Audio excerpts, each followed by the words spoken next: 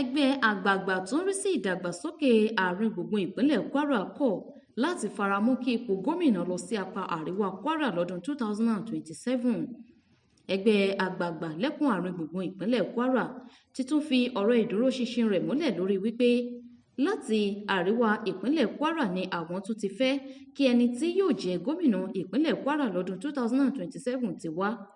Ẹgbẹ́ náà sọ ọ̀rọ̀ yìí látàrí àwọn gudu méje yàyà mẹ́fà iṣẹ́ àṣeyege tí wọ́n ní àwọn gómìnà tó ń wá láti ẹkùn náà ti ṣe àti bí ẹkùn ọ̀hún ṣe máa mọ́wọ́ iwájú lásìkò ètò ìdìbò. Ẹgbẹ́ náà sọ ọ̀rọ̀ ìdúróṣinṣin rẹ̀ yìí di mímọ̀ lásìkò ìpàgọ́ àwọn oníròyìn tó wáyé ní ibùdó NUJ tó wà nílùú Ìlọrin, èyí tí architect Àkànbí Lámídì darí rẹ̀. Gẹ́gẹ́ bí ọ̀rọ̀ àwọn àgbààgbà ẹgbẹ́ ọ̀hún, ẹkùn àárín gbùngbùn Kwara bíi ẹkùn ìlà oòrùn Ìlọrin, gúúsù Ìlọrin àti ìjọba ìbílẹ̀ Asa ló sì jẹ́ ibi tí àwọn ènìyàn pọ̀ sí jùlọ, pẹ̀lú bó ṣe jẹ́ wípé ó lé ní ìdá 40 àwọn olùdìbò ló ń gbé ní àwọn agbègbè ọ̀hún. Bákan náà ló jẹ́ pé ẹkùn àárín gbùngbùn Kwara ló ń kó ipa jùlọ ní ilé ìgbìmọ̀ aṣòfin. Ẹgbẹ́ náà sọ pé èyí ló ṣe àtìlẹ́yìn fún ẹgbẹ́ òṣèlú APC tó pèsè gómìnà aláṣeyọrí bíi ti Malam Abdulrahman Abdulrazak.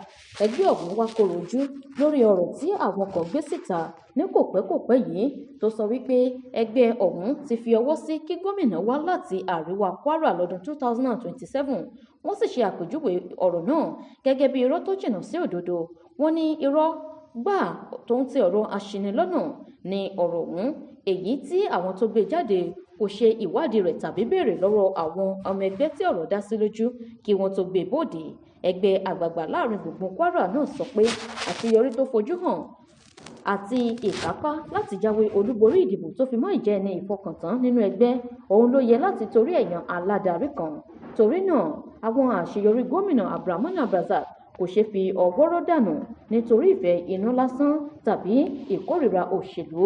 Èyí ló fi jẹ́ wípé àárín gbùngbùn ìpínlẹ̀ Kwara ní ipò gómìnà ló yẹ lọ́dún 2027.